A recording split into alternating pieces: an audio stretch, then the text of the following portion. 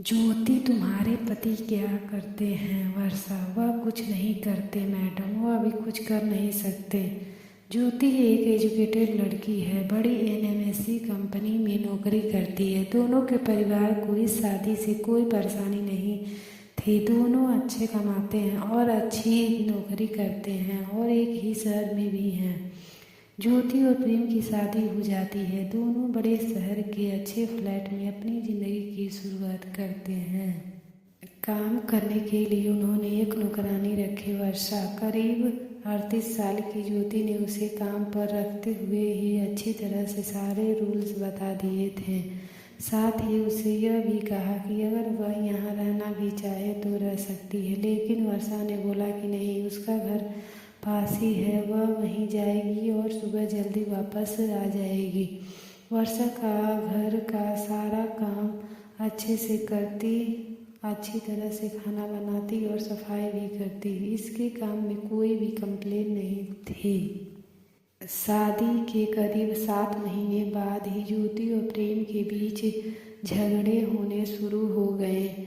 हर छोटी छोटी बात पर झगड़ा होने लगा। पहले तो झगड़ा छोटा हुआ करता था, जो थोड़ी सी बात से शुरू होकर ख़त्म हो जाया करता था, लेकिन फिर कभी कभी इन दोनों में कई दिनों तक बात नहीं होती। ऑफिस की बातें भी उनके झगड़े का एक प्रमुख कारण रहती थी। उन दोनों को लगने लगा कि उन्होंने एक दूसरे से शादी करके गलत कर दिया। ऑफिस की एक मीटिंग के दौरान दोनों की ही बॉस के साथ उसमें प्रेम ने ज्योति की बात के बाद अपनी बात रखी, जो कि बॉस को ज़्यादा पसंद आई। इस बात से ज्योति को बहुत गुस्सा आया और वह बात हमेशा की तरह इस बार भी उनके घर तक पहुंची। ज्योति ने इस बात को लेकर प्रेम को बहुत कुछ सुनाया और साथ ही उसने नौकरी छोड़ने और तलाक की बात भी होने लगी। वर्षा यह उनकी सारी बातें, सारा झगड़ा हमेशा से सुना करती थी। बस वह अपने काम में लगी रहती। जब खाना बन जाता तो वह दोनों को कहती है, ज़्यादातर वह लोग अलग अलग बैठकर खाना खाते। ज्योति अगले दिन ऑफिस नहीं गई, दोपहर तक अपने कमरे में बंद रही। वर्षा ने मैडम का दरवाज़ा भी नहीं खटखटाया। उसे अच्छी तरह पता था कि अभी वह कुछ भी नहीं चाहती। दोपहर के बाद ज्योति अपने कमरे का दरवाज़ा खोलकर बाहर आई। वर्षा किचन साफ करके अपने घर जा रही थी। उसके हाथ में उसका एक छोटा सा झोला था। ज्योति बाहर आते ही वर्षा को चाय के लिए कहती है।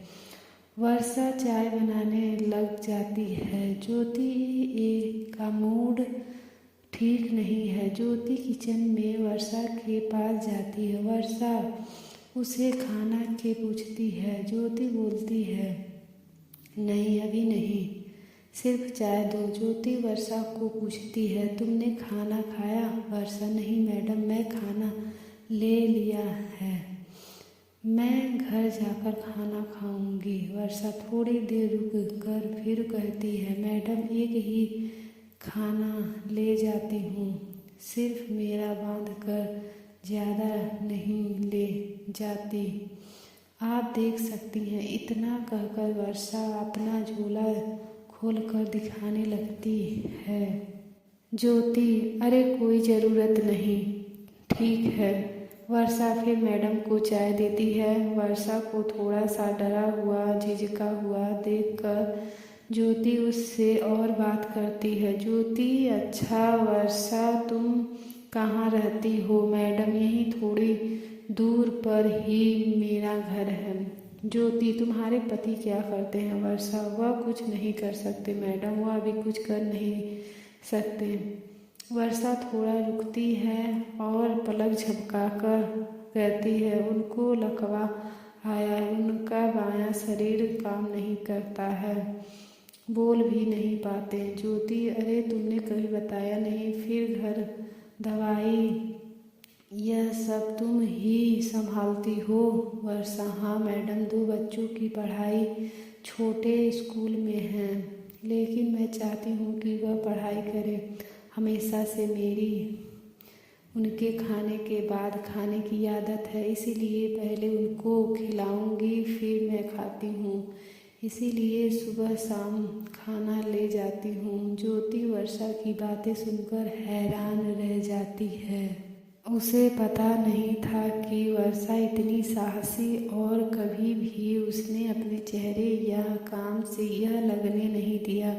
वर्षा फिर कहती है, मैडम मैं आपसे कुछ कहना चाहती हूँ, आप बुरा ना माने तो। ज्योति ने तुरंत ही जवाब दिया, हाँ कहो ना प्लीज़ मैडम। अभी हमारे पास जो होता है हमें उसकी कदर नहीं होती है। समय कैसा बदल जाता है पता भी नहीं चलता है। अब मैं सिर्फ चाहती हूँ कि मेरे पति ठीक हो जाएं। अभी तक मेहनत में से मुझे कुछ परेशानी नहीं है, लेकिन अभी मेरी सिर्फ एक ही इच्छा है कि बस वह ठीक हो जाएं।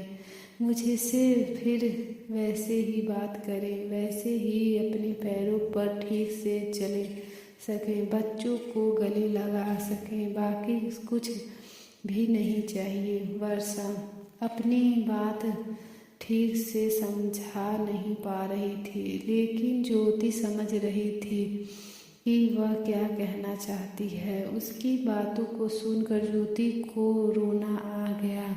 उसने वर्षा का हाथ पकड़ा और कहा कि कभी भी तुम्हें लगे कि कुछ ज़रूरत है तो बेझिझक मुझसे बोलना। वर्षा ने हाँ में सर हिलाया। कभी कभी जो बड़े बड़े लोग हमें नहीं सिखा सकते वह ज़िंदगी सिखा देती है। ज्योति की आंखों पर लगा पर्दा जैसे हट गया। उसे समझ आ गया कि उसके पास भगवान की दिया बहुत कुछ है। पल भर में ही जैसे उसकी सारी नाराज़गी गुस्सा जाने कहाँ चला गया। जिस पति का मुँह वह मुँह भी नहीं देखना चाहती थी, अब उसके आने का इंतज़ार करने लगी। शाम जैसे तैसे आई। दरवाजे पर जैसे ही बेल बजी वह दौड़ कर गई और दरवाज़ा खोला। सामने प्रेम को देखकर रोते हुए उसके गले लग गई और सॉरी बोला। प्रेम को कुछ समझ नहीं आया, लेकिन उसने भी ज्योति को सॉरी बोला।